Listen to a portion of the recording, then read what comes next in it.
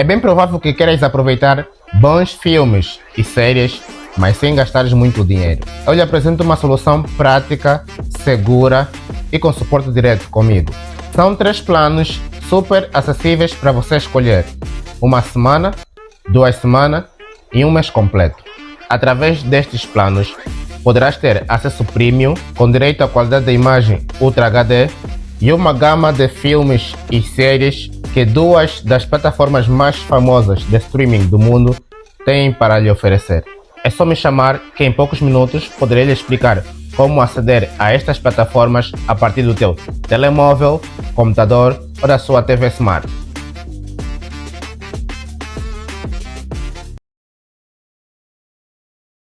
Num dia marcado com muitas macas no Dondo, a gente voltou com o Podcamba. E aí, vocês sabem, esse é um programa muito especial, porque a gente procura sempre trazer aqui pessoas bem especiais, né? Eu acredito que nesse momento vocês já estão a ver o nosso convidado, e também durante a semana, ou dias atrás, vocês viram aí na nossa página do Facebook, Fábio On, que vos convido já a seguir e a se inscreverem também no nosso canal do YouTube, né?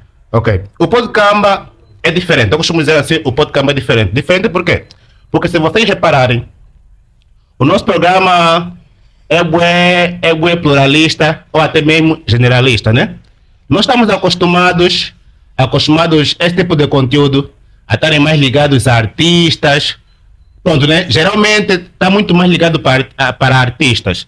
E eu acredito que existe muita gente boa que precisa passar nesse tipo de espaço, né? Para tecerem suas opiniões, contarem um pouco da sua trajetória, que não são cantores, não são atores, nada disso, tá vendo? Então, eis a razão também de ter surgido o Podcamba, para dar espaço a essas pessoas. Muitas das vezes são criticados porque não são muito de chamar artista, outras coisas, mas eu acho que já existem muitos espaços onde eles têm muita oportunidade de aparecerem, tá vendo? Imagina também se a gente aglomerar ou resumir o Podcamba só para artista. Muitas pessoas, como o nosso convidado que temos aqui hoje, não teriam ou não terão a mesma oportunidade de cá estar. Não estou a querer dizer que no Podcamba não passa artista. Estou a mostrar o quê? Que o Podcamba é um programa de todos, não importa se és artista, se és conhecido, se não és conhecido, até porque aqui o que mais vale ou o que mais tem valido, e a experiência nos provou isso, são os conhecimentos que as pessoas deixam aqui, mais do que a imagem. Às vezes até o convidado nem sequer é popularmente conhecido, mas as coisas que vai dizer aqui, esse mambo vai. Não vou falar mais muito, vou só agradecer o meu convidado, Jordão da Costa, professor Jordão Pereira da Costa, né? Mais conhecido não, anteriormente, ou em casa, para os mais próximos, conhecido por Catimba, né? Se puder também vai nos contar um pouquinho da história desse nome. Eu acho que é um nome que, para os que estão a lhe conhecer hoje, nunca ouviram. Sim. Até porque nós também temos não sei se é mania, né? Mas quando estamos a ficar mais velho, tem aqueles nomes que você vê que, poças, na rua ou no salo, já não enfeita mais assim tanto. Eu também tenho alguns nomes que, pronto, dispenso. Mas já, Jordão, muito obrigado por ter aceito o nosso convite. E desde o primeiro momento que entrei em contato, não hesitou, mostrou disponibilidade a todo momento para cá estar aqui hoje. A luz tentou nos fatigar, não sei o que, mas pronto, né? Parece que foi uma mágica. Bateu a hora, 18h30, Lira estabeleceu. Então, muito obrigado, mano. Eu que agradeço. Boa noite. Muito obrigado boa noite pelo convite. Boa. Então, estamos aqui, vamos conversar, né? É tudo. Outras cenas são outras cenas. Tal como já falei no off, aqui no Podcamba a gente não tem guião, né? É uma conversa mesmo bem natural.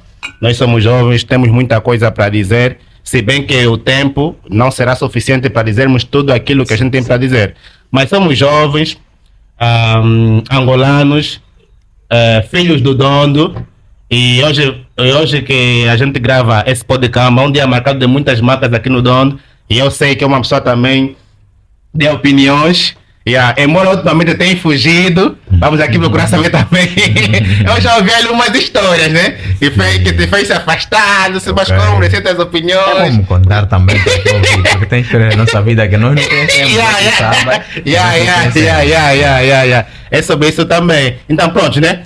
Embora esteja acontecendo tudo isso aqui no Dono, tá moracão. Não, comigo está tranquilo. Tá tranquilo, né? E sei que do lado também. E o que tem a dizer sobre esses burburinhos aí que estão acontecendo aqui no Dondo? As macas. Tipo, as macas. Não, tipo assim, nós estamos a ver pedradas, tiroteios, sobre algumas atividades partidárias e por aí fora, não vou aqui mencionar, envolvendo os jovens, e nós somos jovens. Sim, somos jovens. Já dizia alguém hoje no Facebook que as pessoas têm, dentro da democracia, a liberdade de escolher com quem se filiar, por aí afora, e pronto. Por respeito a isso, eu entendo que as pessoas são mesmo livres, né? De escolherem isso, embora que algumas vezes as pessoas são apedrejadas ou muito criticadas em função do posicionamento que já tiveram anteriormente com relação a um determinado assunto. Então, até certo ponto, o grupo que se identificava com que você também defendia sente-se traído. Então, acredito que as pedradas vão em função disso. Mas também as pessoas acreditam muito que, a dada altura, as pessoas mais instruídas, mais bem conseguidas, tendo em conta o nosso contexto em termos acadêmicos, em termos sociais, já não podiam se filiar a A ou B em função da condição em que somos submetidos a viver. Não eu ou tu de modo particular, mas a nossa sociedade em geral.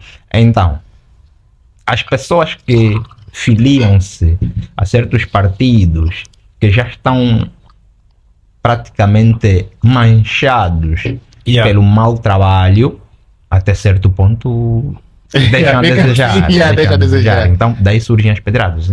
Mas pronto, né? Cada um escolhe o que escolhe. Nós vamos continuar a defender o que defendemos, outros vão defender o que sempre defenderam. Quem um dia puder mudar, que mude. Dizem, né? Quando as pessoas mudam algumas vezes é porque conseguiram percepções diferentes da vida. Então vamos deixar o tempo mostrar quem realmente está certo ou está errado, mas embora no presente entendemos que quem está certo é quem está no lado da verdade, quem está no lado da solidariedade, porque quem nos dirige passa a ideia de que não é tão solidário como é. Então é basicamente isso. Agora, por ali. Sobre esse tipo de alterações nas ideias, outras coisas mais, ou de escolhas, não pode vir a desacreditar aquelas pessoas que estão sempre aí a desacreditar, do tipo, tá isso mesmo aí a falar, um dia também você, tal como fulano ou cicrano, vão mudar, levando a crer que muitos de nós só falamos porque queremos talvez alguma coisa, ou sei lá, enfim. Sim, e acontece muito isso.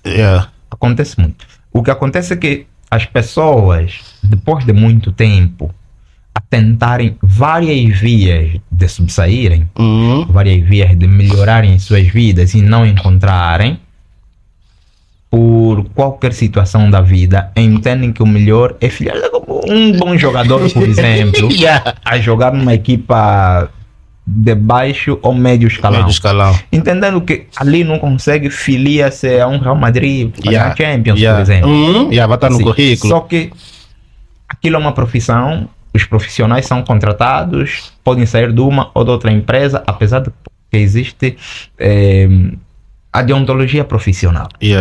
Agora, aqui no nosso contexto social é uma coisa mais difícil, como disse a princípio, porque volta e meia, você ao aliar-se está jogar contra aquele que vocês devem apoiar, porque quem está a sofrer, quem está a passar mal, no nosso contexto político e social, nem sempre tem a capacidade de fazer a crítica.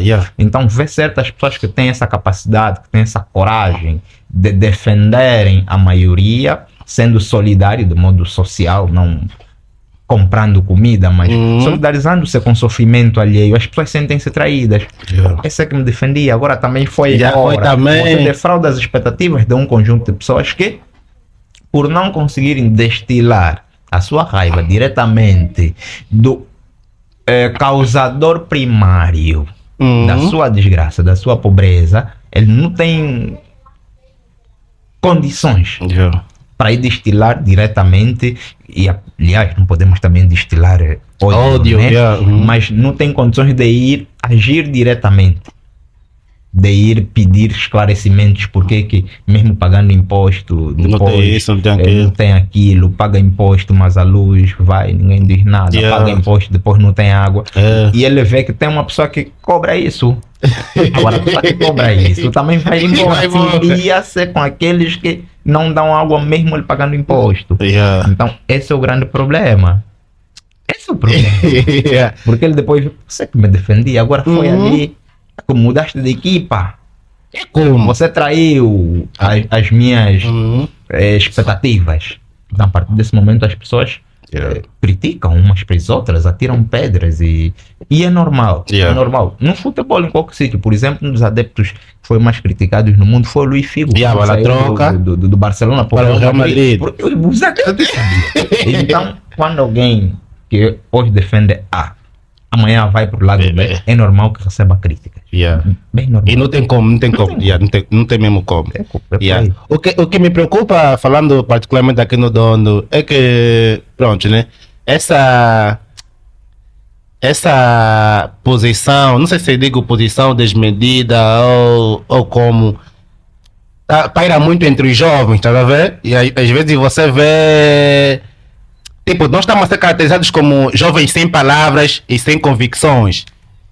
Porque volta e meia estamos sempre a mudar de lado, outras coisas, mas pronto, né? Cada um é livre de fazer as suas escolhas, aquilo que já disseste, né? Há pessoas que se revêem em nós, que se revêem nas nossas lutas, e quando você acaba por mudar de lado, sem as pessoas perceberem o porquê, então também acaba por matar a esperança de muita gente, tá a ver? E isso, infelizmente, está acontecendo aqui no Dondo. Nessa mesmo de desanimar as pessoas ou desiludir as pessoas. Sei que uma pessoa muito apreciada recebe, não sei se recebe diretamente, mas eu já ouvi elogios de ti por terceiros e não estou a falar daquilo que eu sei sobre ti, estou a falar daquilo que chega para mim sobre ti, né? Principalmente nessa questão de estudantes, não sei o quê. Vocês formam muitos estudantes que depois enviam para nossas escolas e a gente recebe sempre muitas opiniões sobre o professor X e o professor Y. E não sei se já notou, já chegou de notar isso, que é muito bem apreciado por muita gente. Sim, muita gente fala isso diretamente, fala para terceiros. Sim, muitas vezes. E sente medo de decepcionar as pessoas algum dia? Porque isso põe pressão, né?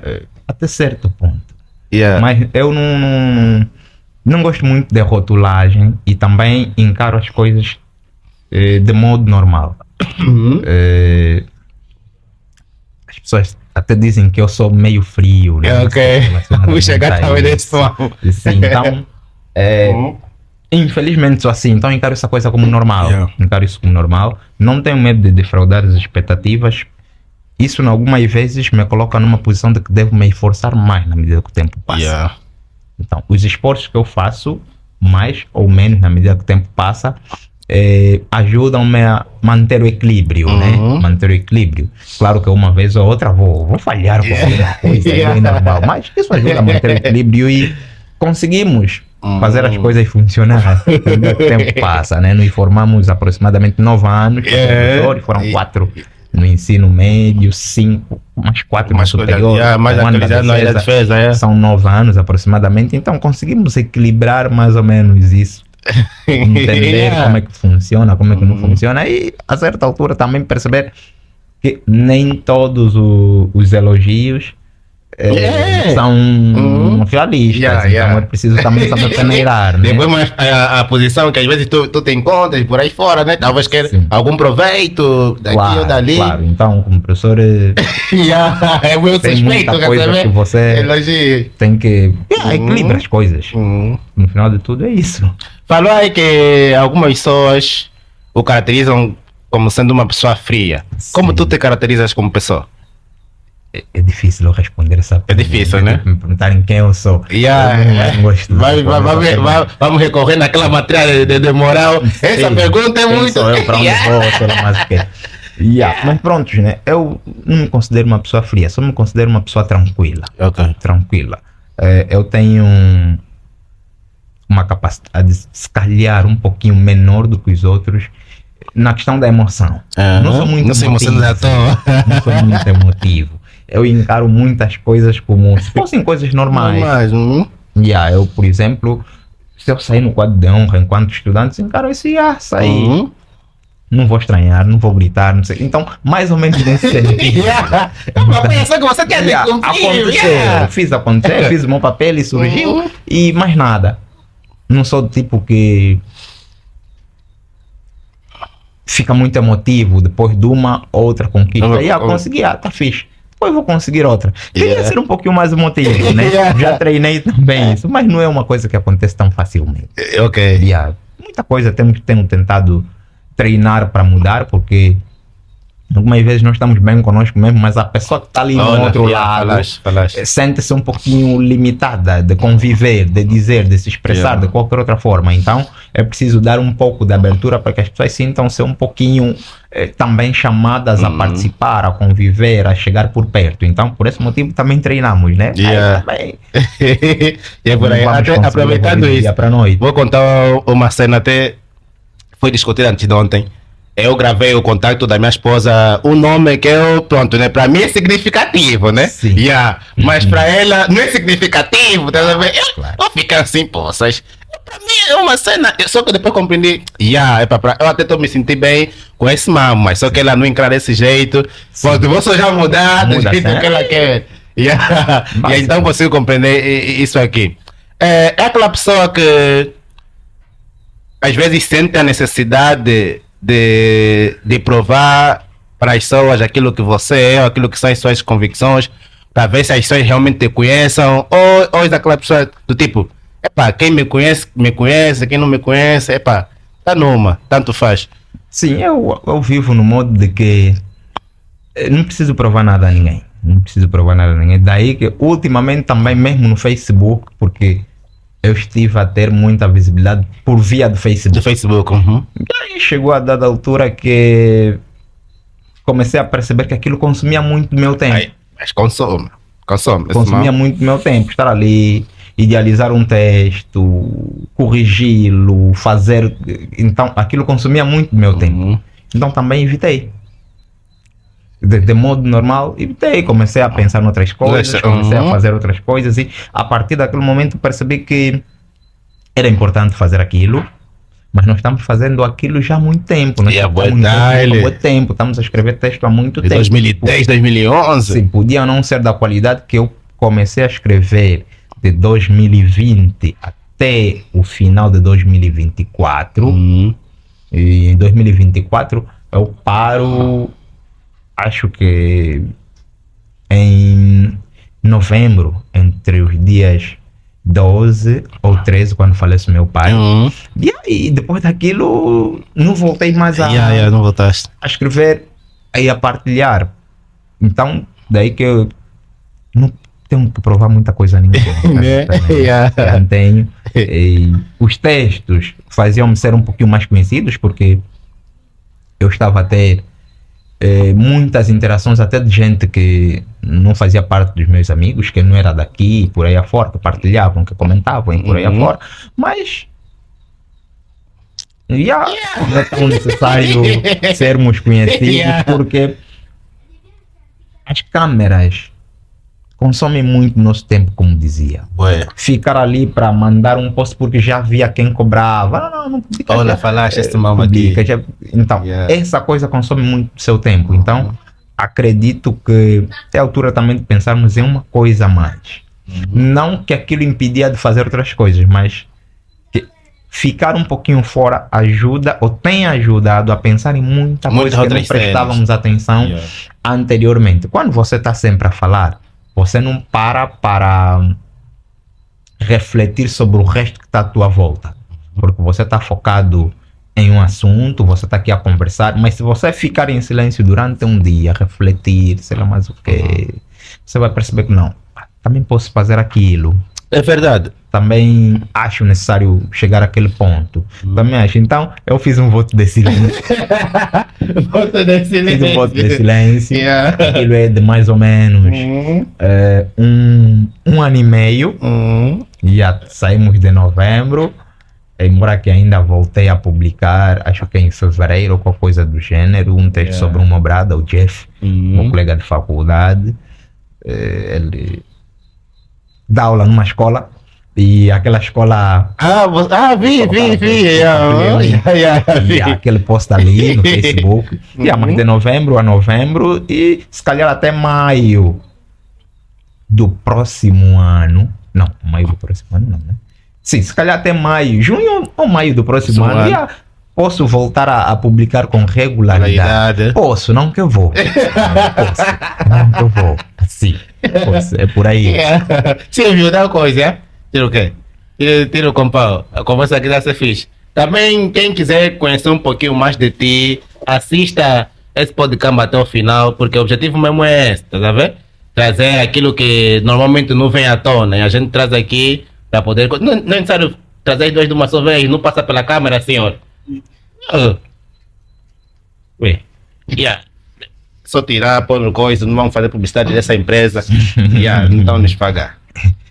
Então é isso. Acredito que já respondo um pouquinho. Porque estavas aí a falar que também vai falar sobre o meu sumiço. Do Facebook. Dizias que já ouviste algumas histórias. Na verdade, além. Pronto, né? Os teus textos. Eles eram bem reflexivos. São até porque ainda elas estão, né? Quem for consultar, são bem reflexivos. E às vezes nos levavam a uma reflexão. Pronto, nós sabemos o país que temos. Sim. E nós temos pessoas no nosso país. Às vezes a coisa é tão clara e simples, mas não vem daquela forma. Sim. Aquilo fazia também com que chocasse algumas pessoas, né? Ok. Então nós fomos naquela. O Jordão está a desaparecer. Será que levou alguns ralhetes? Ou eu mesmo sou uma decisão própria de não querer mais começar a publicar esse tipo de coisa? Não. Porque o que eu vi? Não, foram falar com a mãe dele. Mãe dele agiu, você não tem como, não sei o quê. Sabe, trazer problema. E as pessoas que normalmente se sentem ofendidas, e nós sabemos quem são, gostam de seguir por essas vias. Falar com os familiares para nos coagirem a não fazermos mais determinada coisa que os fere, talvez. Sim. Mas não é verdade. Quer dizer, já algumas pessoas já falaram coisas com a minha mãe e tal, mas não é algo tipo, a minha mãe quando chega não fala tipo, para de fazer isso. É de tipo, ela chega, desculpa, mas esses não têm também trabalho, né? Mas eu mesmo, e depois assim, vou sair da minha casa para ir na tua casa para te falar para parar de fazer isso ou algo do gênero. E é bem normal que as pessoas falem, mas a visão da minha mãe, por exemplo, não é de chegar e me ralhar. Ela até sorri quando isso acontece. Ela sorri porque entende qual é o meu posicionamento. O meu posicionamento é idêntico a quase muita gente da minha família. Dali que raramente vai ver gente da minha família militar. Nunca vai ver um meu irmão militar. Os meus irmãos de pai. Eu não gosto dessa classificação. Meus irmãos. Não vai ver nenhum deles a militar. Raramente vai ver primos meus a militar, conheces muitos deles. Raramente vai vê-los a militar, raramente vai ver as nossas mães a militarem. E assim por diante. Então era mais fácil, tipo, se a minha mãe militasse e por aí afora. Então somos muitos da minha família, principalmente nos rapazes, que têm uma visão de vida quase que a minha. Por exemplo, tem um Moviatã, o Bigu. Mil vezes. Sim, eu me posso. Que ele tá lá. E tem aquela visão. Tá vendo? E tantos outros. Tem aquela visão. Eu não tenho, tipo, na família, gente que bajula no partido, gente que sei lá o quê, gente que sei lá o quê. A nossa visão é crítica por natureza. Isso como é que nasceu na vossa família? É tipo algo, sei lá, vocês nascem de tanto ouvir os mais próximos, a levar essa linhagem, aquilo também se desenvolve dentro de vocês? Ou como? Quer dizer, é difícil de explicar, mas o caricato é que pelo menos os nossos pais, as nossas mães também até são. A minha mãe, por exemplo, foi militante do MPLA, ou é, mas não são muito do gênero. As nossas mães até são. Assim, né?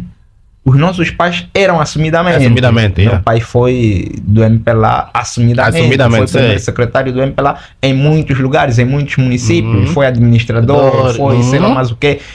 E os pais de tantos meus primos também foram chefes. E para ser chefe em Angola tem que ser do partido do poder, tem que ser do M, né? Mas em contrapartida, nós como filhos nunca alinhamos. Nunca alinhamos. Já houve a intenção de nos levarem, mas nós nunca aceitamos. E sei lá mais o que. E a vida seguiu. A vida seguiu. Porque se o meu pai não conseguiu me levar. Ia me levar meu pai. A minha mãe não conseguiu. Não serei eu, por exemplo, ou não será qualquer pessoa de fora que vai conseguir fazer isso. E eu não me filio, não só ao partido da situação, mas como qualquer outro partido. Que esteja na oposição. Nem que esteja na oposição, porque eu não compatuo com o ideal de liderança de muitos deles. Então, por esse motivo, eu fico na minha, porque eu entendo que os partidos políticos e por aí afora devem criar condições para o desenvolvimento,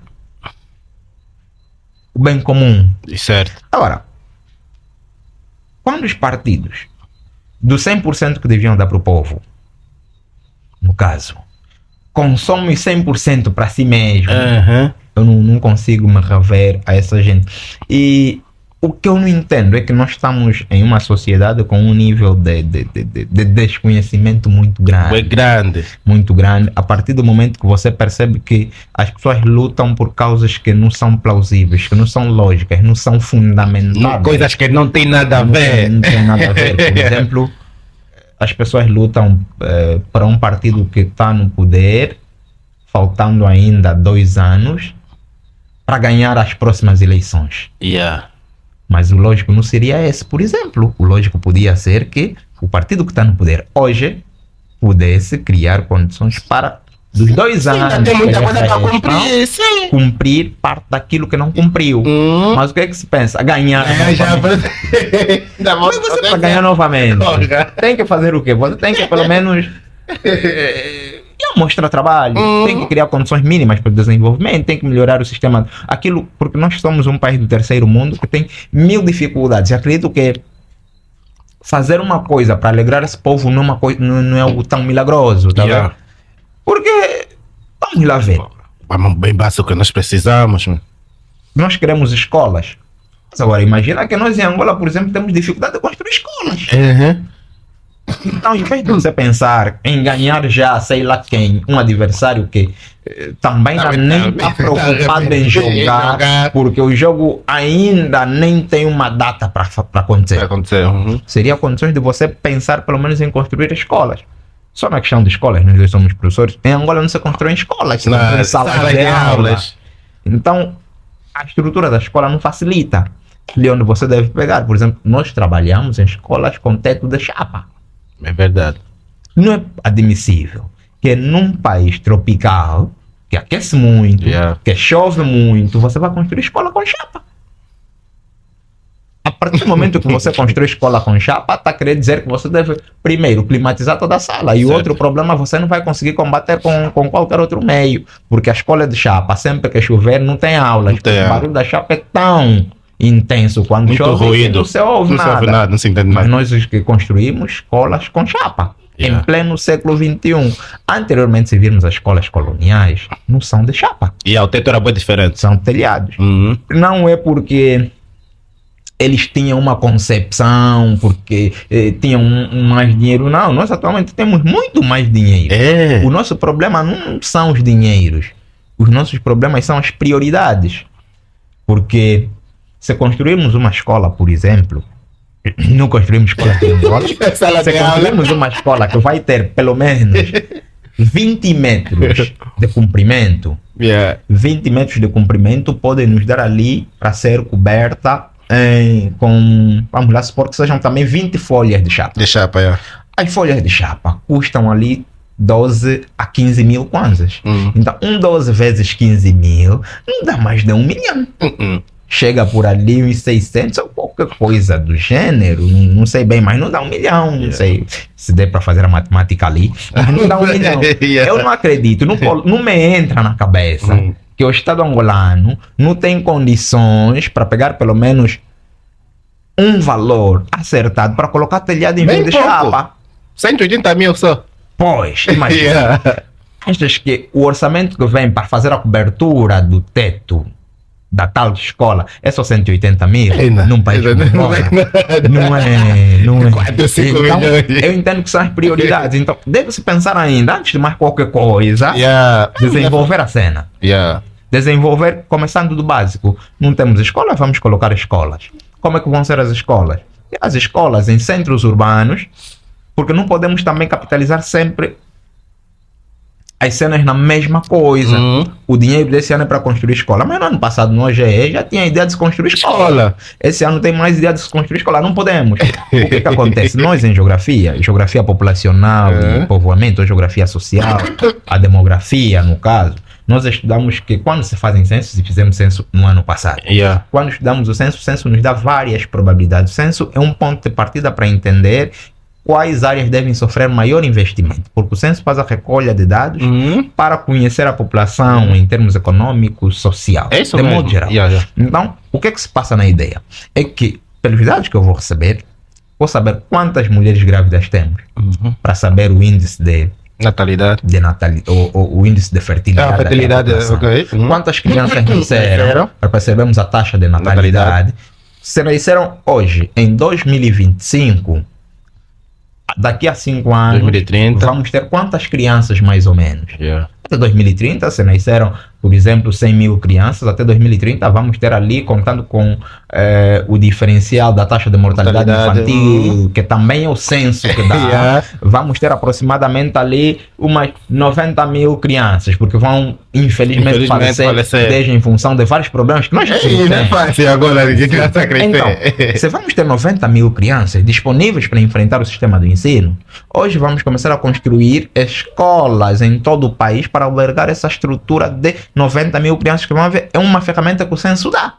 Agora, o que é que acontece em Angola, por exemplo? O censo serve para contar pessoas, não para resolver os problemas das pessoas contadas. É uma forma que as pessoas têm de saber apenas. E a publicação ali, que passa na TPA, não sei se não é especialista no INE, qualquer coisa, mas temos. A publicação que passa no INE é que vamos contar quantos somos. É isso aqui. Vamos contar quantos somos. Depois tem um conjunto de informações extras, mas a intenção não é só contar o quantos somos, é contar os quantos somos, depois analisar o conjunto de situações que esses quantos somos têm, vivem e passam. Então, vão nascer 100 mil crianças. Essas 100 mil crianças nasceram onde? Nasceram em Luanda. Quantas maternidades temos em Luanda? Essas mulheres nascem onde? Como é que são tratadas essas crianças nos primeiros meses de vida? Então, se a dinâmica é essa, até porque o censo também faz estimativas. A estimativa é que se nasceram 100 mil em Luanda, em um ano, então estamos a querer dizer que em 10 anos isso pode crescer a 25%.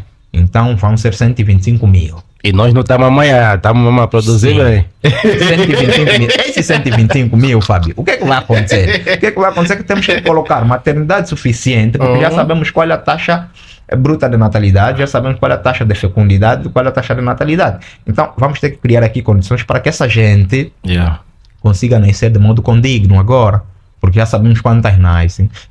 Quando fizemos o censo, colocamos até a localidade. Nós sabemos qual é a área, por exemplo, nesse espaço de tempo, 2014 a 2024, que mais cresceu populacionalmente. Onde é que essa gente deu à luz? Então, essa gente deu à luz no Alto Dondo, maioritariamente. O Alto Dondo não tem maternidade. Não tem, né? Então, o censo nos deu a ferramenta para construir uma maternidade no Alto Dondo. Agora, nós não pensamos assim. Nós fizemos as coisas por fazer, porque um organismo internacional nos pressiona a fazer a coisa. Apresentar números. Nós também fizemos para apresentar estatística. Mas o censo é também para isso, para contar os efetivos que podem surgir num país em cada área. Eu sei que o pessoal que está lá em casa nos assistir deve estar se perguntando, mas será que eles não sabem isso? Eles sabem mesmo isso! O que acontece aqui entre nós é que nós gostamos muito de... Nós somos... Fica assim, nós não temos prioridade. Não temos prioridades. O que acontece é que nós não temos prioridade. E quando nós não temos prioridade, aquilo é uma coisa que governamos não faz de conta, dirigimos não faz de conta. Porque nós temos uma cultura hoje no país que é a cultura de faz de conta. Onde ninguém quer fazer nada. A pessoa que procura emprego não quer trabalhar, só quer o emprego. Yeah. A pessoa que dá o emprego não fiscaliza essa pessoa para lhe cobrar trabalho. Além de não fiscalizar, remunera mal essa pessoa. Nós temos um dos salários mínimos mais baixos. Quer dizer, não vou falar do mundo, porque no mundo tem muitos países desenvolvidos. Vou falar da África, da África subsaariana. Um dos salários mínimos mais baixos é o nosso. Então, um país, por exemplo, que tem muita floresta, que tem muitos recursos naturais, que tem o petróleo, que tem sei lá mais o que, tantos outros recursos, só para teres uma ideia, 90% do produto interno bruto da Angola é dos recursos minerais. 90%. Significa dizer que nós não exploramos mais grande coisa. Nós não exploramos o capital humano, não exploramos sei lá mais o que, por aí. Então, esse todo o recurso que nós temos não reflete na vida de ninguém. Nada. Não reflete. Porque nós cometemos vários erros. E os erros estão relacionadamente à questão do dinheiro. Por exemplo, nós não demos dignidade. Quando você não dá dignidade a uma gente, e essa gente, já dizia eu na grelha, né? Quando numa casa falta pão, todos filhos discutem, mas ninguém tem razão. Tem razão. É isso que está acontecendo. É isso que eu queria falar. Isso tá, e tá deixando mesmo as pessoas assim, porque às vezes você percebe, poças, eu, um simples cidadão, com X milhões ou X mil kwanzas, eu até consigo fazer isso. Mas como é que esses gajos, passam aqui o termo, não fazem, meu? Você... esse mambo, por isso é que eu, de um tempo pra cá, me afastei desses mambo. Quer dizer, cansei até de discutir. Sim. A intenção é essa. A intenção de quem dirige é essa. Se fixar ao ponto de você desistir. Ou desistir, porque se não tiver... Olha, tem uma marca também que eu quis te perguntar. Você disseste que não és pessoa, até mesmo a nível da família, né, de estar afiliado, não importa se é o partido da situação ou algum partido da oposição. Mas nós estamos no contexto em que, do tipo, se não tiveres comigo, estás contra mim. Sim. Tá vendo? Em algum momento já foi confundido, entre aspas, do tipo, esse puto, ele nos manda essas cenas, não está conosco, é do partido X ou Y, porque nós chamamos esse hábito. Graças a Deus eu nunca ouvi isso de mim. Eu nunca ouvi muita coisa que eu ouço de outras pessoas sobre mim. Ok. Graças a Deus. Se calhar pela minha postura, também não sou muito amigo de muita gente. Tá sempre nas tuas. Estou sempre na minha. Então, raramente, para não dizer que nunca, nunca uma pessoa, um mais velho conseguiu ter acesso a mim por esses motivos, né? Nunca.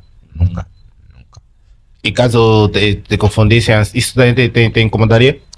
Não me incomodaria porque não sou de me incomodar tão facilmente.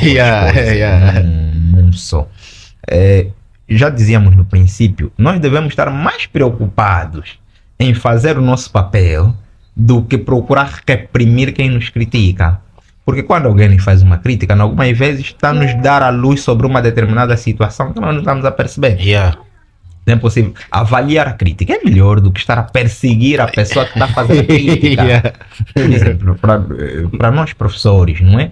Nós temos ali os nossos juízes, são os nossos estudantes.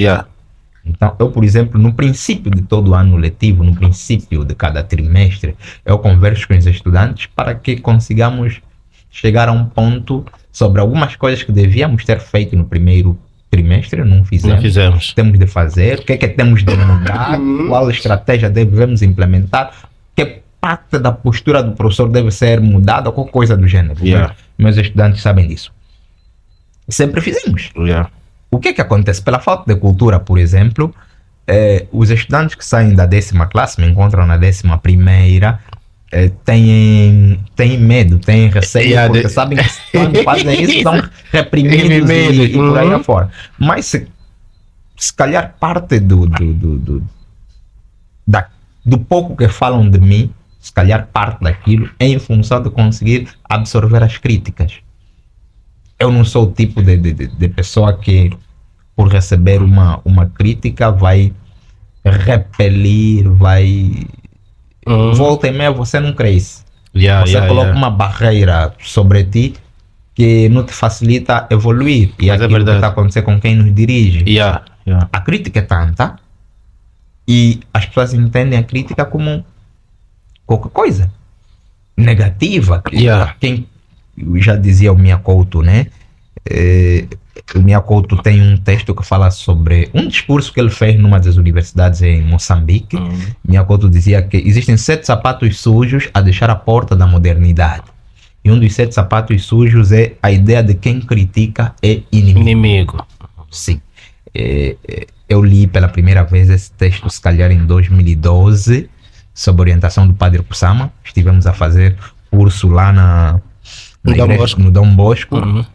E às quartas-feiras, algumas vezes, ele nos dava algumas dicas lá na formação humana. E aí ele levou lá o texto do Miyakoto, o discurso do Miyakoto de 7 sapatos sujos. Então, a partir dali, li. É um texto longo, né? Mas naquele tempo já tinha aquela cultura de começar a ler. E aí lemos aquilo. O que é que nós temos em África? É a cultura de quem critica é inimigo.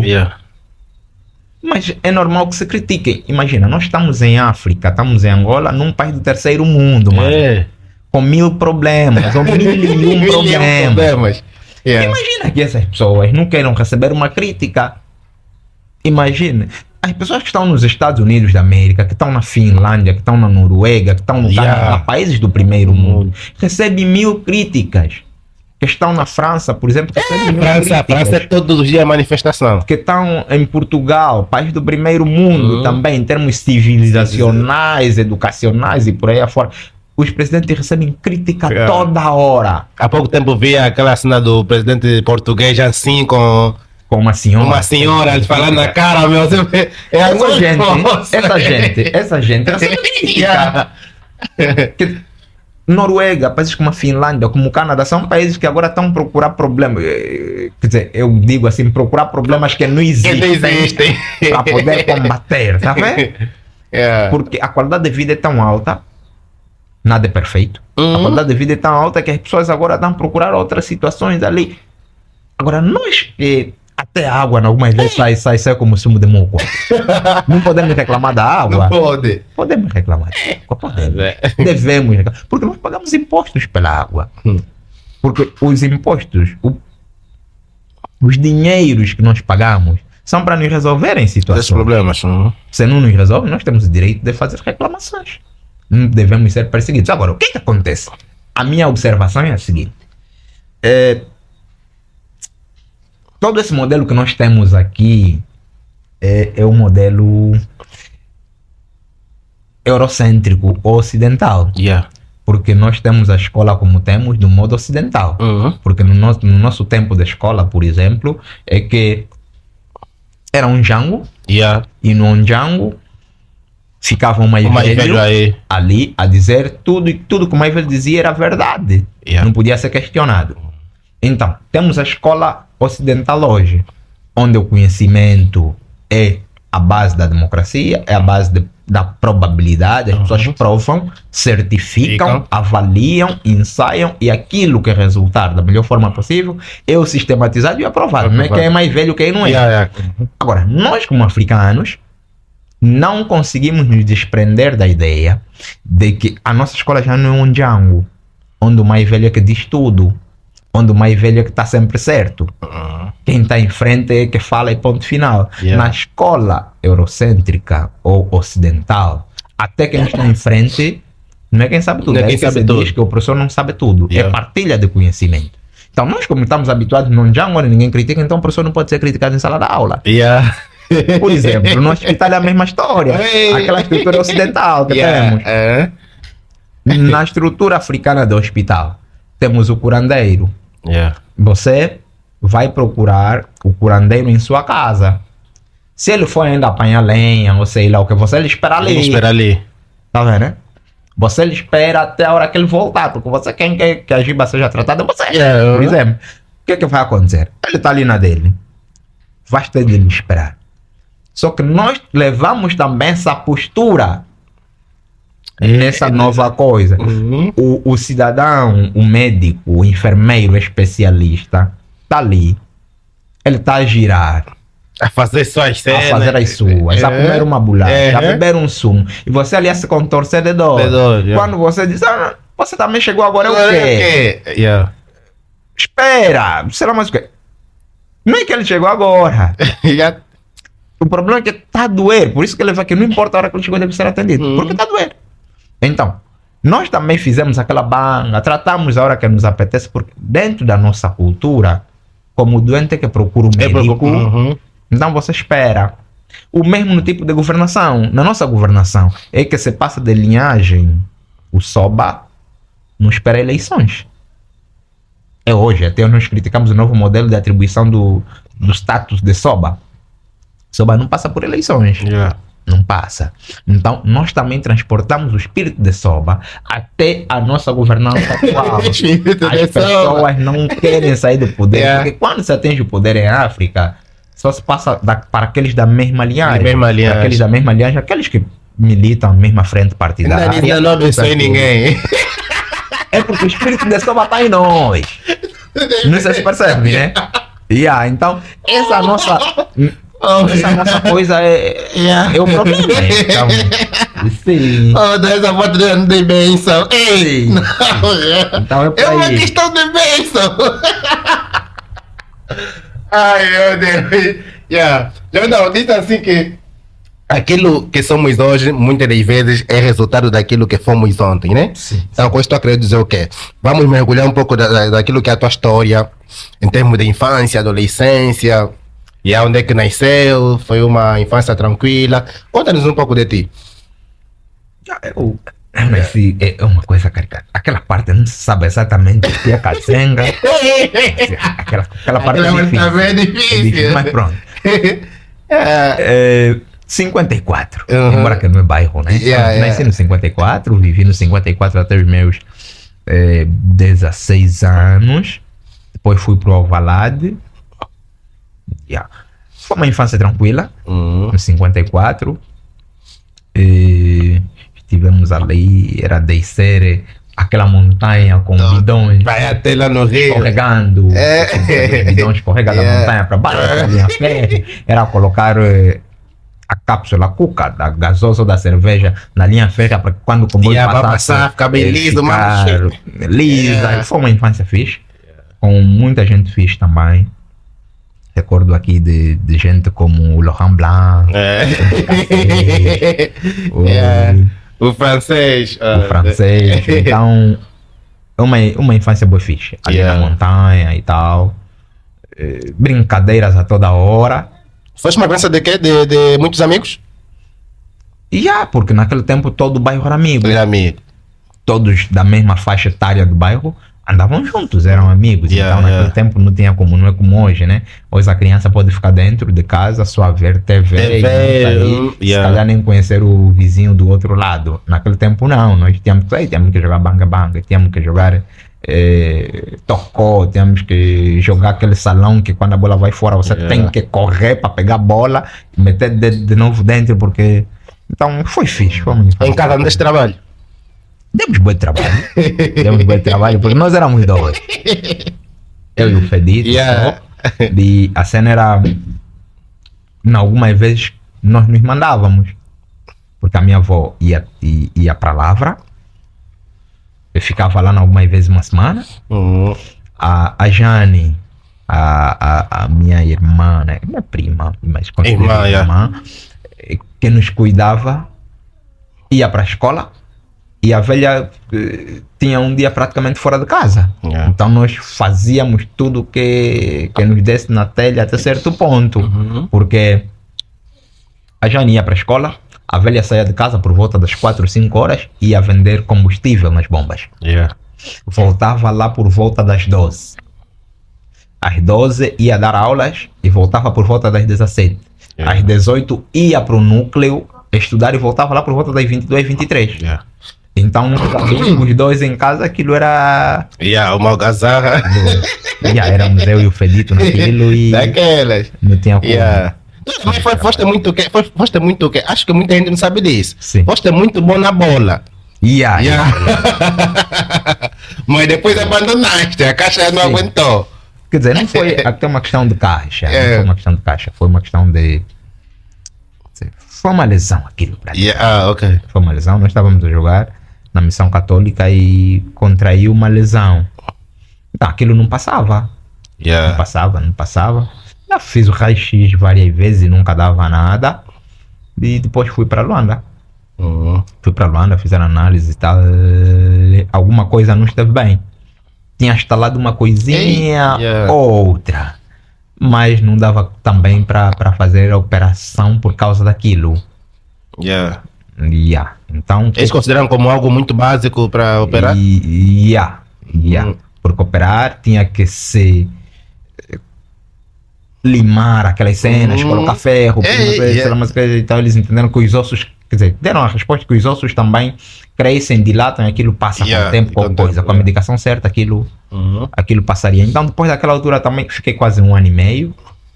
E há muita medicação sobre aquilo, de comprimidos para fortificação, sei lá, mas o que, blá blá blá. Eu fiz até medicação para tuberculose, para conseguir ajudar a solucionar a situação. Então depois daquilo também, 1 ano e meio depois, depois fomos para um instituto politécnico na altura para fazer a formação de professores. Tínhamos a questão da igreja. Quer dizer, já não tinha também tanto tempo assim. Mas nós ainda jogávamos na missão, mas já não também para competir, para mais por diversão, por diversão, sim. O tempo que eu fui bom na bola, fizemos bacana. Ainda bem que coisa que tocou nessa questão aí da formação do professor. Pronto, né? Pronto, a nossa profissão. Sim, é a nossa. Nós estamos na boca de todo mundo todos os dias. E por vários motivos. Sim. Pelo salário, miséria, nossa boca, enfim. Por tudo e mais qualquer coisa. Todos os problemas de educação têm se resumido só já na pessoa do senhor professor. Sim. Boa cena. Na altura, o que levou a escolher essa formação? Foi porque é a oferta que havia, nosso contexto, não tem outra escolha, sabendo que essa é uma profissão de maca desde há muito tempo. Quer dizer, na verdade eu não escolhi. Eu não escolhi nada. Me colocaram lá. Não escolheu. Quando fui para a formação, quando fui para o ensino médio, eu tinha 14 anos. Tinha 14 anos e fui para Luanda. Fui lá para comprar algumas cenas, comprar material, comprar equipamentos para mim, chuteiras, sei lá mais o que, livros e tantas outras cenas. A minha velha me disse: não, tu vais estudar aqui no Dondo. Eu não estava para estudar no Dondo. Ela disse: mas vai estudar no Dondo, acontecer algumas cenas, vais estudar no Dondo. Então já fiz a tua inscrição. Te meti em Geografia e História. Geografia e História porque ela também estava a fazer Geografia e História. Então me meteu lá. Fizemos o teste na altura era ortografia. Depois da ortografia tinha uns testes, tinha uns cálculositos. E se reprovasse na ortografia, estava reprovado no teste, graças a Deus passei com 16 ou 17 valores na altura e fiz aquilo, ganhei gosto lá dentro. Eu não escolhi nada disso. Nós tivemos gosto mesmo lá dentro. Ganhei gosto lá dentro e mais nada. Se calhar também em função de não termos várias opções como temos hoje. Hoje temos 1000 opções aqui, né? Temos muitos cursos a nível de ensino médio, várias escolas. Antes era só ali. Era mesmo só ali. Sim, ali. Fazer coisa. E o fato de, na igreja, nós crescemos naquela cena dos grupos apostólicos, lidar com muita gente, também começamos a ter já certos cargos muito cedo. Aquilo, você já lidava com pessoas. Também te ajudou no que diz respeito a coisas? Ao seu professor? Sim, ajudou bastante. A igreja, na verdade, ajudou muito. Porque algumas vezes você era obrigado a falar para o público, a preparar coisas para o público. Então, depois aquilo tornou-se natural. Principalmente a questão de ser catequista. Ajudou bastante. A primeira vez que eu fui escolhido para fazer uma leitura, eu estava ali mesmo com uns 13, 14 anos. E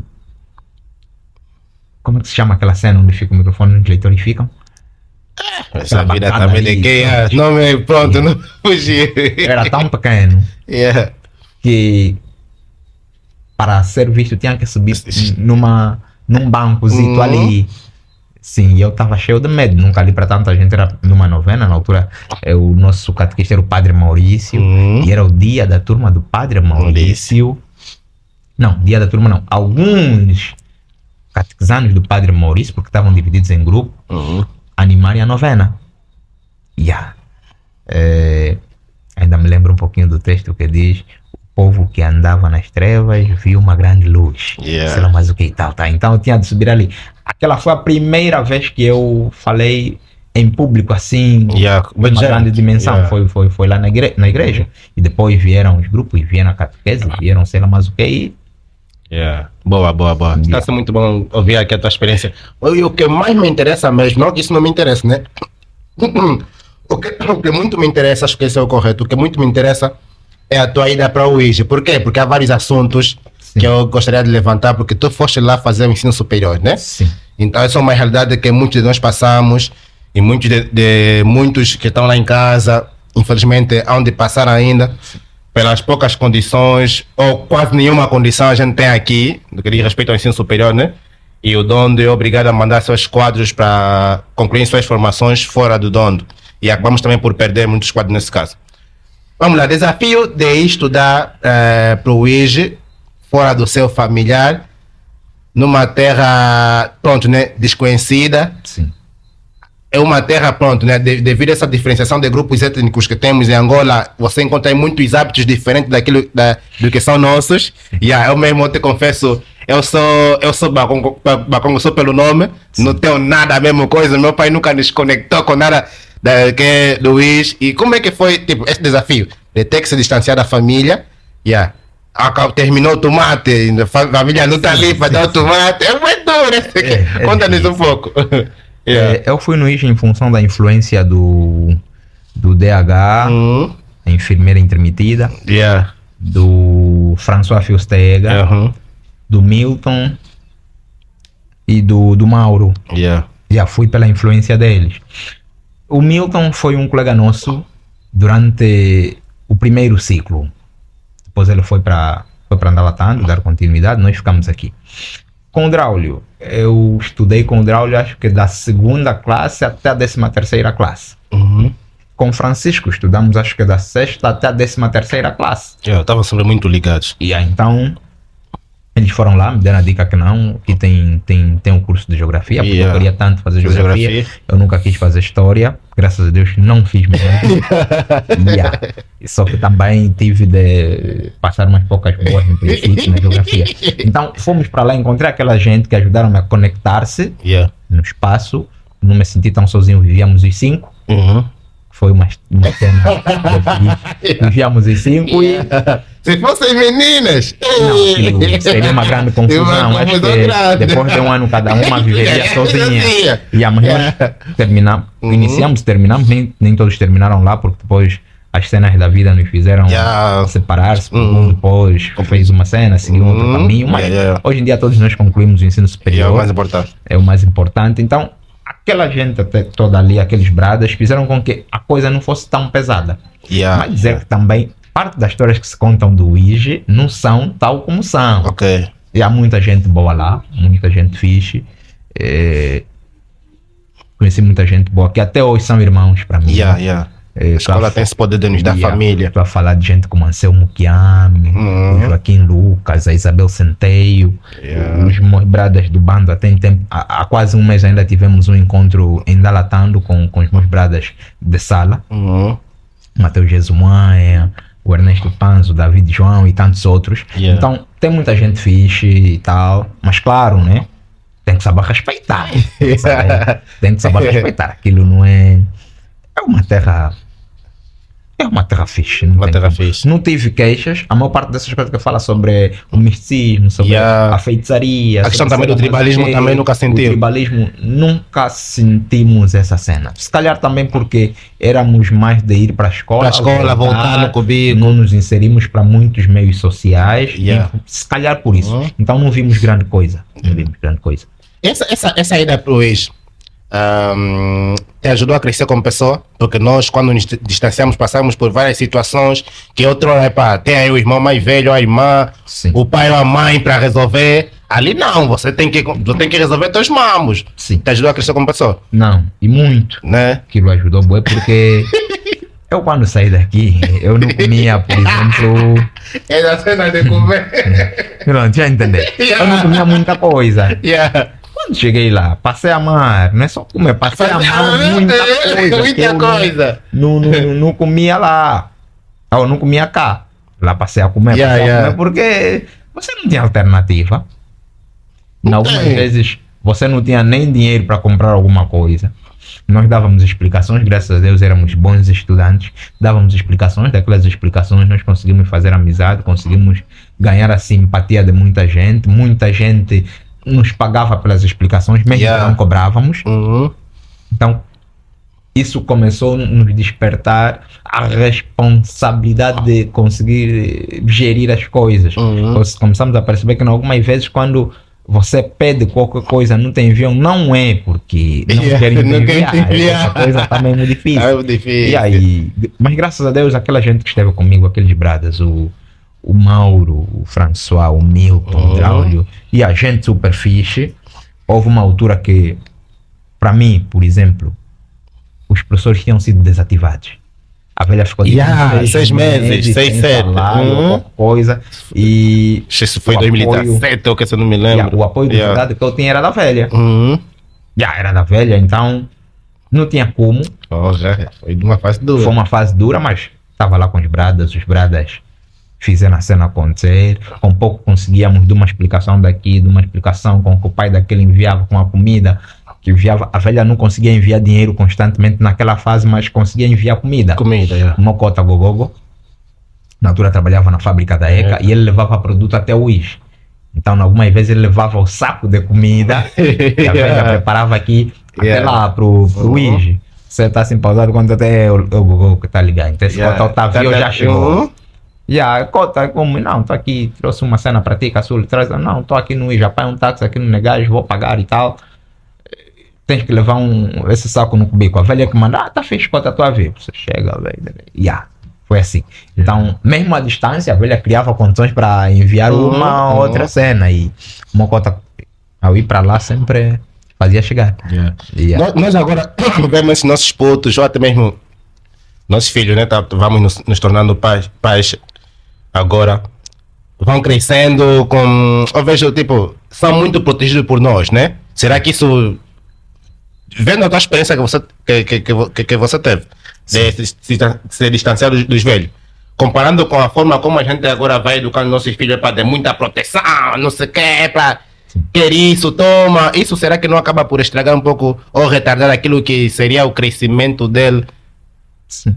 Né? Dificulta. O excesso de proteção Uhum. dificulta, porque você vai colocando na cabeça, mesmo que não objetivamente, mesmo de modo subjetivo, que ele não precisa de muito esforço para conseguir, Para conseguir as que quer na coisas. vida. Yeah. Ele não precisa de ser tão cuidadoso consigo mesmo, porque tem quem vai lhe proteger. É necessário que protejamos os nossos, Yeah. é necessário que protejamos nossos filhos. Eles devem perceber que tem um pai, tem uma mãe, tem um irmão mais velho, tem gente ali que ajuda ele a crescer. Yeah. Mas a intenção é mesmo essa, ajudar a crescer. Para crescer. Não nós praticamente tratarmos do processo de crescimento deles. É só ajudá-los, é só guiar essa gente agora. Tem gente que não é guiada, tem gente que é protegida, é defendida. Por exemplo, é normal que na caminhada da vida os pais caminham à frente durante um tempo, depois caminham juntos com os filhos, e depois colocam os filhos na frente e eles acompanham de trás. Agora, se o pai ficar sempre à frente, o filho atrás para proteger, ele não cresce. Yeah, não cresce. Porque quando um dia o pai sair dali de frente, ele não vai conseguir nem marcar um passo, com medo de que marque um passo em falso. Com que entre num buraco, ou sei lá mais o que. Quanto menores, né? Pai à frente, filhos atrás.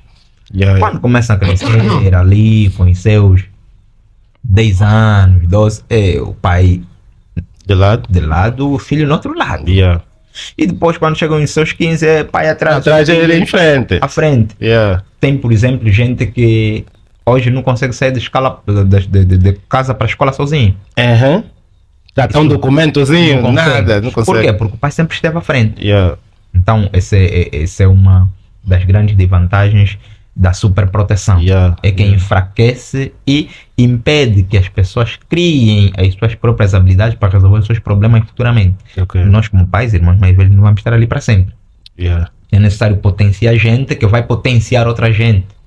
Porque se entendermos que vamos ficar ali em frente para sempre, quando um dia nós formos, acredito que já com parte de gente, Yeah. pessoas próximas, que um dia quando o pai for, todo Ei. mundo ficou a se olhar, Porra. agora vamos fazer como? Yeah. Por quê? Porque os pais nunca deram a possibilidade dessa gente caminhar com eles, ou ainda colocar para frente e instruí-los, que passo marcar, que passo não marcar. Ok. Então, Yeah. é necessário que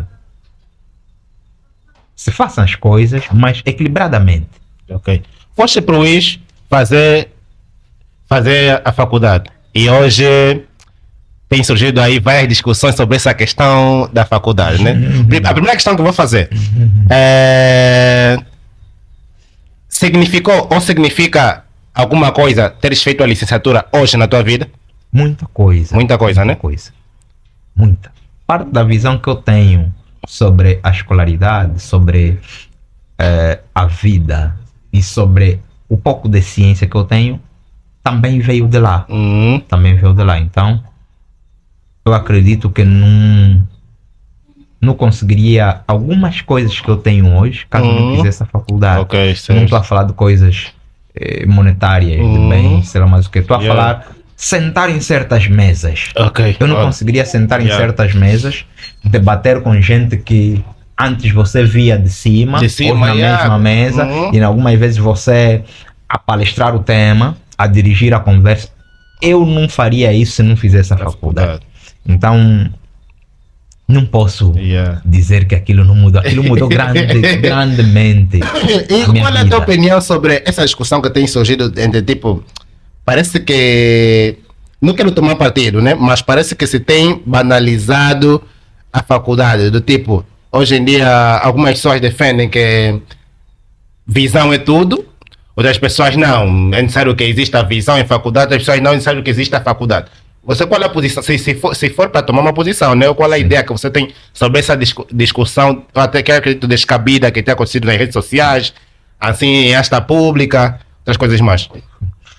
Antes de responder essa questão, Fábio, é que as pessoas hoje estão querendo atenção, são carentes de atenção e criam polêmicas por tudo e por nada, na maior parte das vezes, para terem essa atenção do público. Não estou a querer dizer que não sei quem é, quem não é, esteja nessa senda, que queira buscar atenção. Yeah. Mas é preciso primeiro isso. Espero que não seja o caso dessa gente. Ok. Mas agora, a situação é que estudar é importante. Yeah. É muito importante. Por mais que não entendamos as coisas, é necessário estudar para entender. A visão de estudar, de ir para a faculdade, é tão grande que nós não percebemos até certa altura. A ciência é que comanda todo esse mundo. Nós estamos aqui a nos comunicar. Todos esses mecanismos que nós temos para difundir as informações hoje, desde o telemóvel, sei lá mais o que, é gente que um dia foi para a faculdade, gente que um dia estudou seriamente para entender que o mecanismo eletrônico que faz um telemóvel de Angola ligar para um telemóvel que está no Brasil, chamar e entrar em comunicação é por meio de grandes estudos científicos. Certo. Isso você não vai conseguir em qualquer sítio. Você tem que estudar muito. Essa vocação teve visão, só gajo de razão. Não é isso. Não é isso. Tem outro que é. A visão é importante. É importante numa sociedade como a nossa. Em sociedades mais desenvolvidas, essa coisa não existe. Digo-te não existe por quê? Porque as pessoas, antes de mais alguma coisa, devem ser estudadas. Li um texto em tempos que acredito que quem tenha publicado seja o Sérgio Raimundo, o advogado, onde ele diz que havia um cantor, se não foi ele quem publicou, foi ele que partilhou qualquer coisa do gênero. Havia um cantor, há um cantor moçambicano, muito bem falado em Moçambique, muito bem achado e tido e por aí afora. Foi convidado para uma atividade em Portugal, num desses festivais, e lhe pediram que enviasse o seu currículo. Ele, acredito que só tenha feito o ensino fundamental. Lhe pediram que enviasse o seu currículo. E não tinha um currículo como tal para enviar, tal como isso se exigia. Receberam o currículo e disseram que não, nós queremos o currículo completo. Não só essa coisa de cantor e não cantor. Mesmo no mundo da música, que formações fez relacionadas à música. Já estuda muita coisa na música. Estuda-se muita coisa. Não fez. Então, se não fez, apesar de ser um excelente cantor, não pode ser o formador dos nossos que vão estar aqui no festival. Se fosse em Angola, só o talento bastaria. Entende por que nós, por exemplo, não crescemos? Não crescemos porque nós só temos o talento. Você não pode querer ir com o teu talento, com a sua visão, num mercado onde tem uma pessoa que já fez 3 PhDs a falar de economia. Você não pode querer ir vender dendenho, a fuba, ou sei lá o que, em grande escala, para concorrer com alguém que fez 3 PhDs. Tem um de economia, tem um de marketing, tem um de gestão da empresa, e está a fazer o quarto de coisa, de venda ou troca de grandes mercados. Você vai perder porque você não tem mecanismos, porque você não estudou, você não está preparado tecnicamente, porque o mundo hoje é da técnica. Se o mundo hoje é da técnica, não podemos desvalorizar os estudos. O mundo hoje é tão tecnicista que até, por exemplo, no futebol, nós dizemos que no futebol temos o quê? Temos gente muito talentosa em Angola, né? Por que perdemos quando vamos na Europa? Essa é a questão. Porque o europeu estuda o futebol como se fosse a matemática. Tem princípios ali bem atribuídos. Não é à toa, por exemplo, que a Europa comanda o futebol mundial. O Brasil era tido como o país do futebol, por exemplo.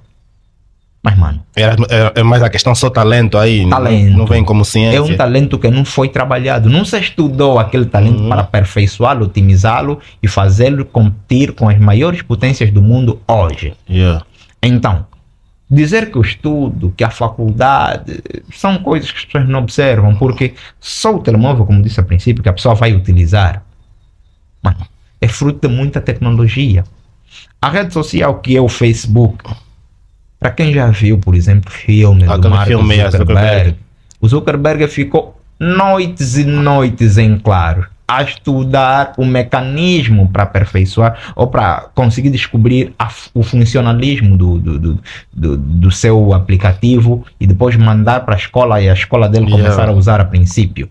Então, não é verdade que os estudos não valem. Você quer ter visão. Quer ter visão sobre o quê? Vou empreender sobre carros. Você acha que a pessoa que está a produzir um carro, por exemplo, hoje que vai andar combustível, é qualquer pessoa? Vai lá no Japão para ver como é que são pessoas... Gajos duros que fizeram eletrônica, eletricistas, dos mais capacitados também do país, mecânica avançada, que fizeram sei lá mais o que fizeram. Quer dizer, são tantas teses que essa gente defende, é tanto conteúdo que é estudado por ali. Agora, se você quer empreender, você empreende. É bom que você empreenda, mas mesmo empreender tem que estudar, tem que se formar, porque volta e meia você depois fica no tempo. Você vê que todo mundo está a avançar e você continua a empreender sobre a mesma coisa. Porque a pessoa que começou a vender, por exemplo, telemóveis na mochila em 2010 não pode continuar a vender telemóveis na mochila hoje, 2025. Quer dizer que lhe falta estudo. A visão só não vai. Porque enquanto continuar a vender telemóveis na mochila, só vai conseguir comprar comida.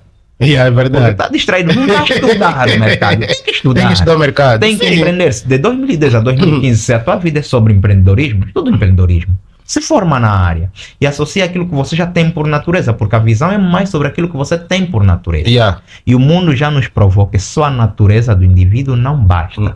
Tem que aperfeiçoar. O aperfeiçoamento passa por da escola. Você não pode querer dizer que estudar não vale quando está a fazer o marketing por meio de um telemóvel. Aham. Você não pode querer dizer que estudar não faz nenhum sentido quando está a usar o Facebook de um indivíduo que foi para a faculdade, descobriu o aplicativo, passou noites para descobrir os algoritmos para a programação. A programação é uma coisa difícil. Eu tenho amigos programadores, tem o Torrinho, ele te liga, Cota, é como? Esse mambo é duro, tens que aprender esse mambo, mas esse mambo para a cabeça, Cota, não tem como.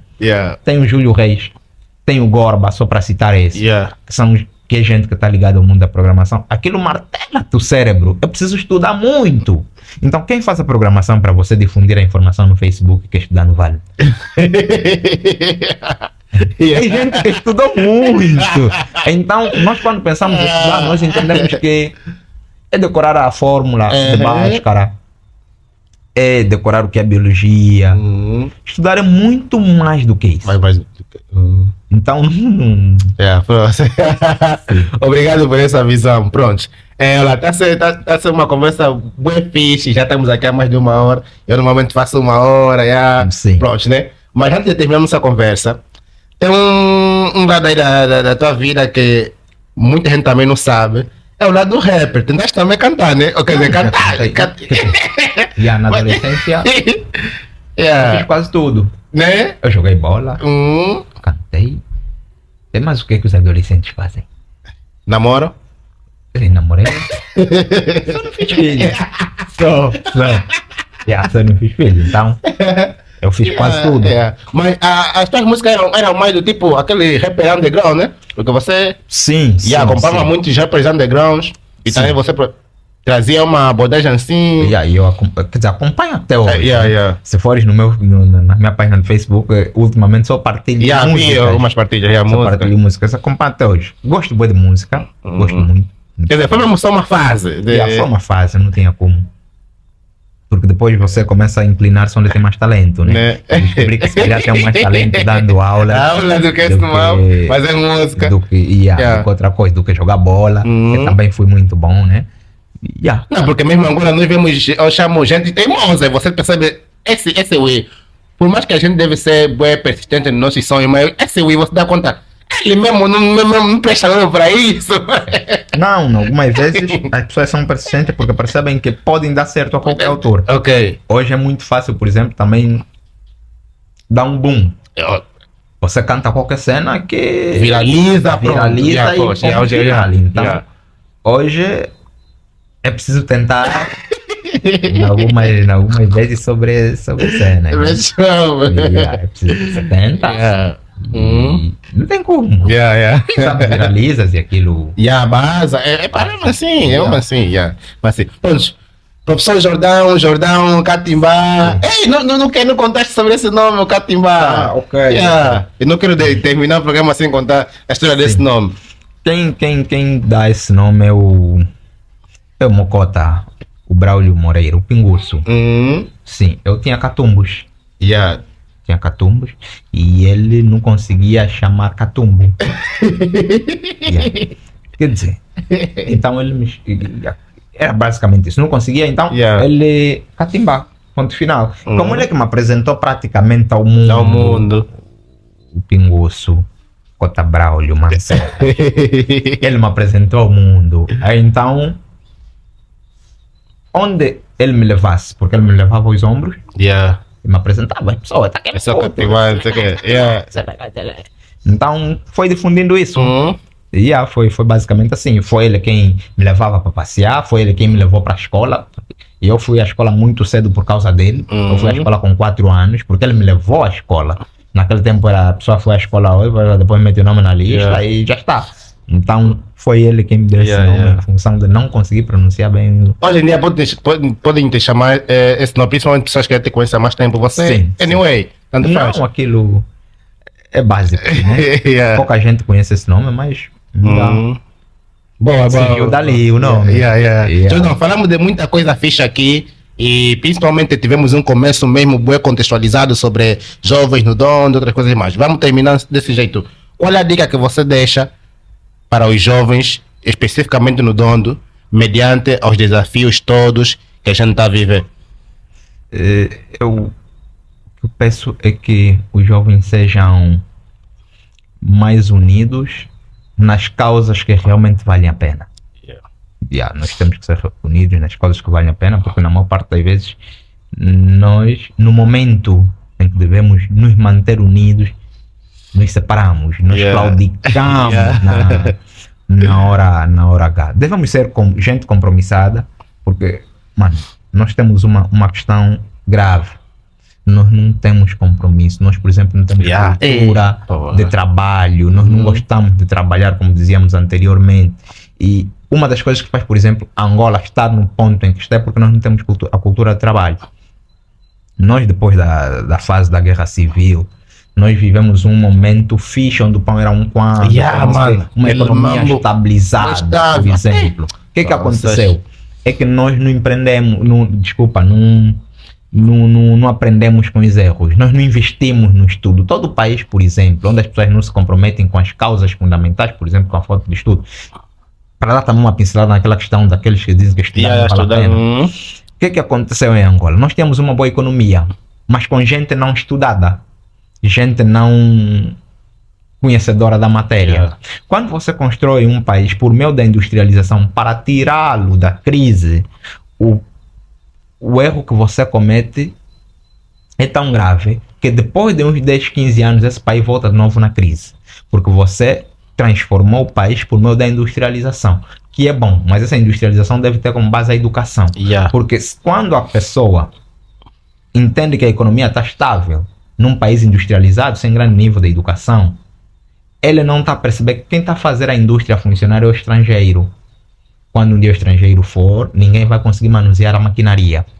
Quem está a trazer a maquinaria é o estrangeiro. Então o país está industrializado, tem economia estável, mas a economia não está dependendo de vocês. Porque vocês não sabem operar as máquinas, não conhecem o que é economia, não sabem empreendimento. Até regar jardim a gente não sabe. Não sabe. Não estamos preparados, não sei se percebe. Então, como nós não estamos preparados, não estudamos para tal, estamos com a economia estabilizada, então entendemos que aqui agora está bom. Porque não passamos numa escola com um sistema de educação estável, com um sistema de educação funcional como tal, que nos coloca na cabeça que a cultura de trabalho é mais importante que o próprio trabalho. Porque quando você tem a cultura de trabalho, você entende que por mais que a economia está estável, você não pode deixar de ir trabalhar. Agora, quando você não tem a cultura de trabalho, porque a escola não te passa essa ideia de cultura de trabalho, de compromisso, de competência e por aí afora, a economia está estável, mas como o salário está bom, o país está bom, tem boa de empregos, você, depois de receber o salário, vai ficar uma semana, 3 dias, 4 dias, uma semana sem trabalhar. Você não entende que se não fores trabalhar, a economia começa a decair, porque a produção baixa. Essa gente foi pegar onde? Foi pegar na rua, não tem compromisso, não tem ideologia, não tem profissionalismo. Então entra ali, a economia praticamente baza, cai pro buraco. Então é o erro que nós vamos cometer de novo. Daí que nós vamos ter a ideia de que temos guerra na Ucrânia, agora estamos aí, a questão trigo, será mais o quê? Eu estive a falar em tempos da agricultura, e desculpa falar sobre isso, eu tinha convidado com o mestre Mamoda, porque ele sempre foi nosso mestre, para irmos a uma fazenda que ele bem conhece, para levarmos os meus estudantes lá. E para vermos a diferença entre a agricultura tradicional, sei lá mais o que. Era uma cena que combinamos já há muito tempo e o tema terminou quase na mesma semana em que ele parte. E fomos lá levar em casa, estava mesmo mal e tal, porque ele já não atendia os telefones. Então, estávamos a falar sobre a agricultura. O que é que dissemos para os nossos putos? Dizemos para os nossos putos, para os nossos rapazes lá na escola, que nós estamos a depender, por exemplo, de países que o clima é tão pesado que não dá para cultivar. Daí que, no princípio, quando ainda não havia tanta tecnologia e por aí afora, os portugueses saíam da Europa porque o clima não facilitava, sem os mecanismos modernos, o clima não facilitava para a agricultura, então saíam de lá e vinham cultivar aqui no sul da Ásia, no sul da América, para levar os produtos aonde? Para a Europa, porque aqui o clima sempre favoreceu. Então nós não podemos passar fome com tudo que temos, numa terra que tudo dá, tudo pega, em toda a fase do ano, para depender de gente que faz frio, cujo seu território faz frio durante 8 meses.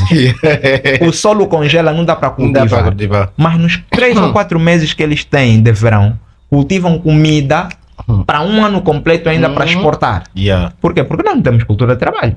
Outro exemplo que eu dou na nossa falta de compromisso, nossa falta de união naquilo que realmente vale a pena. Reclamamos muito de fome nesse país, porque o nosso Estado não é inteligente. Aí na rua da minha velha, junto à igreja pentecostal, um caso junto à casa do Tomé, aí cresce constantemente algodão. Uau! Algodão.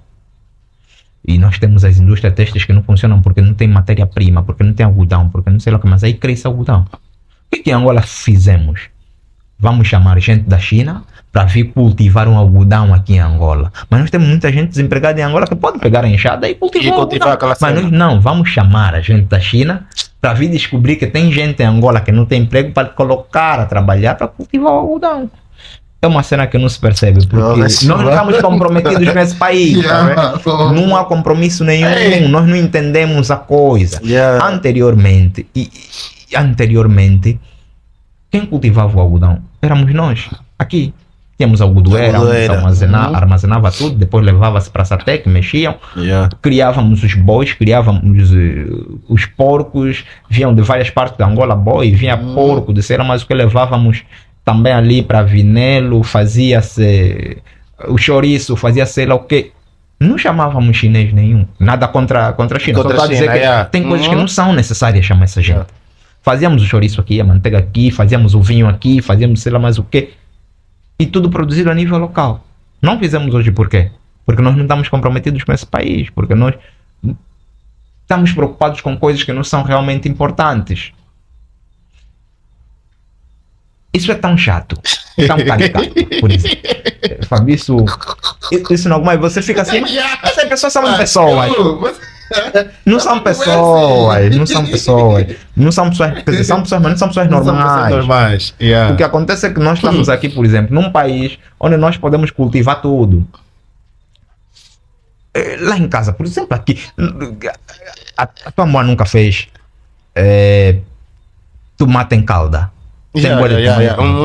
Faz aquela cena. Tempo seco, tem boi de tomate. Vamos ao mercado agora, tomate de 1000, é quase uma banheira de tomate, muito tomate. Para ver onde é que chega o nosso cérebro. Esse tempo, nós já podíamos criar condições, potencializar gente, para, pelo menos com máquinas rudimentares, conseguirmos fazer tomate em calda ou massa tomate e comercializar com o tempo quando chegasse a época chuvosa, porque na época chuvosa falta de tomate. Mas nós deixamos o tomate apodrecer. Uma coisa tão simples que em casa as mães fazem a massa tomate sem grandes mecanismos. Mas nós compramos a massa tomate que vem da Itália. Mas nós temos boi de tomate. Não são pessoas. Não se percebe, sabe? Mas isso é por falta de comprometimento. Nós temos uma falta de ego. Pronto, já despedimos que estamos embora. Não, termina essa parte. Nós temos falta de ego, não. Nós temos um ego muito alto. Sentimento de inferioridade.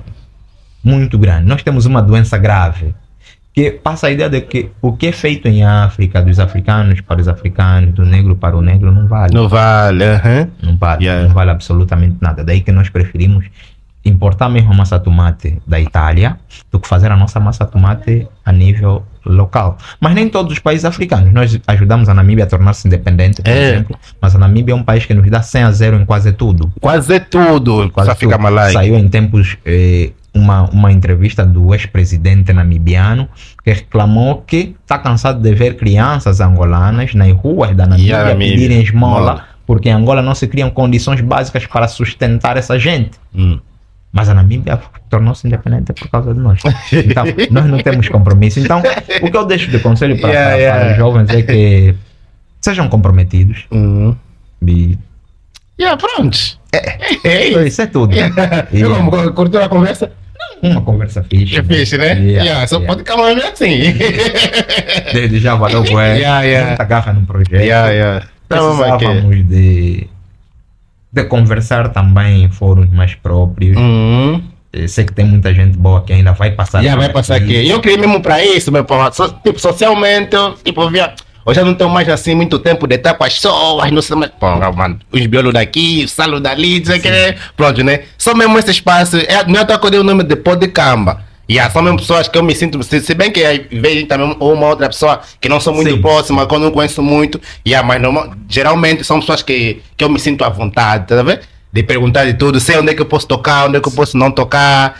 Se bem que um amigo aí próximo, não vou citar o nome, disse: Fábio, você gosta muito de fugir problemas. Eu tipo, ele disse: é que eu sou assim, você me viu a crescer assim, sim. Não sou alguém muito associado. E um bota sempre no dele. Eu sou sempre na minha, eu nunca fui muito desse de problema, moça, então, é por aí. Então, pessoal, muito obrigado a todo mundo que ficou até agora a nos assistir, esse podcast. Eu sei que vocês já aprenderam muita coisa com o professor Jordão. Estou tão de agradecer a vossa audiência. Não se esqueçam, deixem aí os vossos comentários, subscrevam o nosso canal e estamos juntos.